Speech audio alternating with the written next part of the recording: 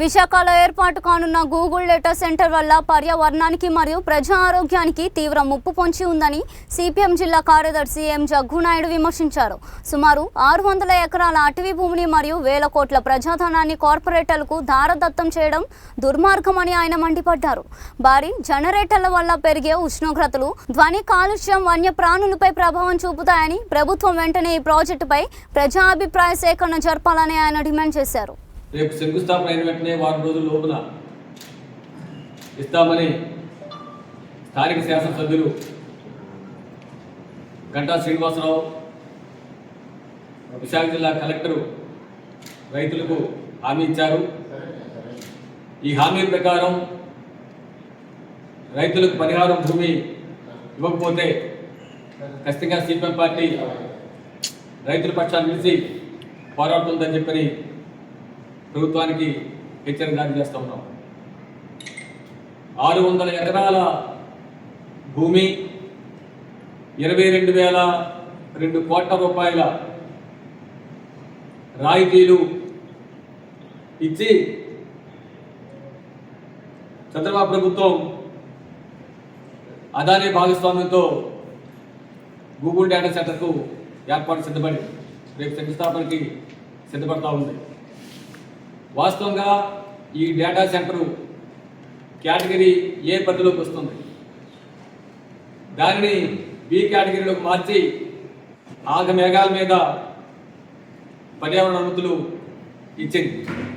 ఇది పూర్తిగా పర్యావరణ అటవీ నిబంధనలకు పూర్తిగా విరుద్ధం. దీన్ని సిపిఎం పార్టీ తీవ్రంగా ఖండిస్తూ ఉందని చెప్పిన విషయాన్ని ఈ దృష్టికి తీసుకొస్తుంది. డేటా సెంటర్ వల్ల 1,88,220 ఉద్యోగాలు వస్తాయని చెప్పని చంద్రబాబు ప్రభుత్వం ఆర్భాటంగా ప్రకటించింది. ఈసీ నివేదికలు ఏం చెప్తున్నారంటే, నిర్మాణ సమయంలో 40 మంది పర్మనెంట్, 200 మంది కాంట్రాక్ట్ కార్మికులు ఉంటారని చెప్పారు.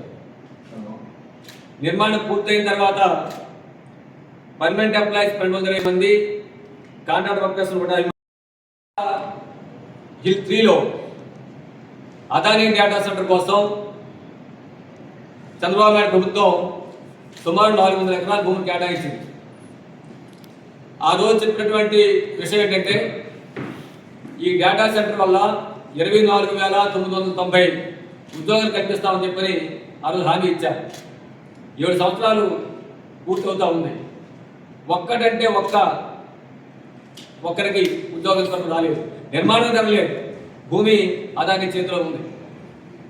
ఇప్పుడు గూగుల్ పేరు మీద అదానీ చేతిలో మరో 600 ఎకరాల భూమిని రాష్ట్రంతో కట్టుబడతా ఉంది. ఈ పరిణామాలను చూస్తే నిరుద్యోగ సమస్యను ఆసరాగా తీసుకొని ఉపాధి కల్పన పేరు మీద ప్రజలకు చెందాల్సిన భూముల్ని, ప్రజల సంపదని అదానీ వంటి కార్పొరేట్ చేతులు పెట్టేదాని కోసం ఈరోజు కంకణం కట్టుకొని చంద్రబాబు ప్రభుత్వం వ్యవహరిస్తుందనే విషయాన్ని స్పష్టంగా మనకు అర్థమవుతుంది.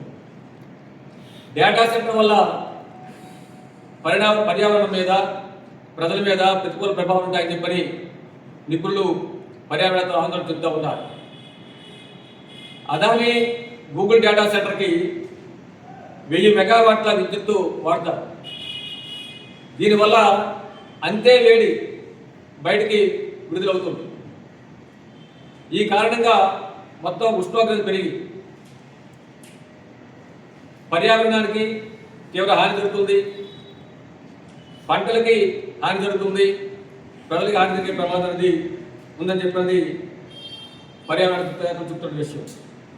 దీంతోపాటు 555 మెగావాట్ల డీజిల్ జనరేటర్లు దీనికోసం వినియోగిస్తారు. ఇది వాడటం వల్ల నైట్రోజన్ ఆక్సైడు, సూక్ష్మ ధూళి కణాలు పెరిగి ఊపిరితిత్తులు వ్యాధులకు గురవుతారు కదా అని చెప్పినది ఆందోళన వ్యక్తమవుతా ఉంది. ఇప్పటికే చూసాం, ఒక సర్వేలో దేశంలోనే అత్యంత కాలుష్యకారక నగరంగా విశాఖపట్నం ఉంది అని చెప్పినది నివేదిక చెప్తూ ఉన్నాయి.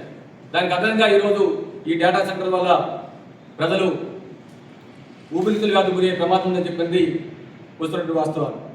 అంతేకాకుండా ఈ డేటా సెంటర్ కోసం వాడేటువంటి వందలాది జనరేటర్ల వల్ల శబ్ద కాలుష్యం విపరీతంగా పెరిగిపోతుంది. ఈ డేటా సెంటర్ పరిధిలో దాదాపు 1.5 కిలోమీటర్ల పరిధిలో మనకి కంపాలకుంట వన్యప్రాణాలు ఉన్నటువంటి ప్రాంతం ఉంది. అంతేకాకుండా దీనికి కేటాయించిన భూములు 90% భూమి రిజర్వ్ ఫారెస్ట్ పరిధిలో ఉంది. దీనివల్ల వన్యప్రాణులు కానీ ప్రజలు కానీ ఒత్తిడికి గురవుతారు, మానసిక రుగ్మతకు గురవుతారు, ఆరోగ్యాలు చేస్తున్న విషయాన్ని కూడా ఇందులో స్పష్టంగా అర్థమవుతా ఉంది. అంతేకాకుండా ఈ ప్రాజెక్టు కోసం దాదాపు 17 MGD నీరు అవసరం. ఇప్పటికే విశాఖపట్నం నగర ప్రజానీకం ప్రధానంగా మురికివాడలు, కొండవాళ్ళ ప్రాంతాలు, పేద నివసిస్తున్న ప్రాంతాల్లో తాగునీరు లేక ప్రజలు చాలా ఇబ్బందులు పడుతూ ఉన్నారు, కష్టాలు పడుతూ ఉన్నారు. దానికే ప్రభుత్వం సక్రమంగా నీరు సరఫరా చేయలేకపోతా ఉంది. ఇప్పుడు ఈ డేటా సెంటర్ కోసం నీరు ఎక్కడి నుంచి తీసుకొస్తుంది? ఇక్కడ నీరు తీసుకొస్తే ప్రభుత్వానికి అవసరాలు ఎలా తీరుతాయి? ఇదో సమస్య. దీంతో పాటు ప్రభుత్వం కానీ నీరు సక్రమంగా చేయలేకపోతే భారీ యంత్రాలతో వాళ్ళు పెద్ద పెద్ద బోర్లు వేస్తారు ఈ డేటా సెంటర్లో. ఈ ప్రైవేట్ బోర్ల వల్ల మొత్తం దీని చుట్టుపక్కల ఉన్నటువంటి మొత్తం ప్రజలకు సంబంధించినటువంటి బోర్లు కానీ బావులు కానీ నీరు లేక పూర్తిగా అడుగంటిపోయి నీటి కొత్త ఎవరైనా ఏర్పడే ప్రమాదం అనేది ఏర్పడుతుంది. భూగర్భ జలాలు క్షీణిస్తున్న విషయాన్ని కూడా సందర్భంగా మీ దృష్టికి తీసుకొచ్చుకోండి. అందుకని దీనన్నింటినీ గమనంలో పెట్టుకొని ఏ కేటగిరీ ఉండాల్సినటువంటి ఈ ప్రాంతాన్ని బి కేటగిరీ కింద ప్రభుత్వం మార్చేసింది.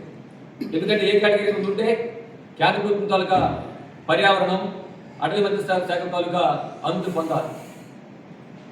దాని నుంచి బయటపడి ఏదో విధంగా గూగుల్కి, అదానికి భూములు కట్టబెట్టి చేయడం కోసం ప్రభుత్వం భవన నిర్మాణం కేటగిరీ బి కింద తీసుకొచ్చి ఆగి మేఘాల మీద ఎక్కడ పద్ధతిలో పర్యావరణ ఉంటుంది ఇచ్చింది. కాబట్టి మేము సిపిఎం పార్టీగా డిమాండ్ చేస్తున్నాం, వెంటనే రాష్ట్ర ప్రభుత్వం ఈ ప్రాజెక్ట్ ఏ కేటగిరీ పరిగణించి అటవీ మంత్రిత్వ శాఖ లేదా పర్యావరణ మంత్రిత్వ శాఖలకి నివేదిక పంపించాలని చెప్పి దాని వరకు నిర్ణయం తీసుకోవాల్సి మేము డిమాండ్ చేస్తూ ఉన్నాం. ప్రభుత్వాలకి అభివృద్ధి అంటే ప్రజల అభివృద్ధిగా ఉండాలి, ప్రజల సంక్షేమం అభివృద్ధిగా ఉండాలి, పర్యావరణ పరిరక్షణ అభివృద్ధిగా ఉండాలి. అంతేగాని అదాని, గూగుల్ వంటి కార్పొరేట్ శక్తుల లాభాల కోసం, వాళ్ళ ప్రయోజనాల కోసం ప్రజల ఆరోగ్యాలు, పర్యావరణాన్ని, వన్యప్రాణుల్ని ఈ జీవితాలను పణంగా పెట్టని చెప్పినది ఎటువంటి ప్రశ్న చట్టమే కాదు. కాబట్టి చంద్రబాబు నాయుడు ప్రభుత్వం ఉపాధి పేరుతో ఈ భూదోపిడీని తక్షణమే ఆపాలని చెప్పని సిపిఎం పార్టీకి మేము డిమాండ్ చేస్తున్నాం. ప్రజానీకులు కూడా, పర్యావరణవేత్తలు కూడా పర్యావరణ రక్షణ కోసం, ఆరోగ్య రక్షణ కోసం తమ వంతు పాత్ర పోషించాలని చెప్పి మీ ద్వారా విజ్ఞప్తి చేస్తాం.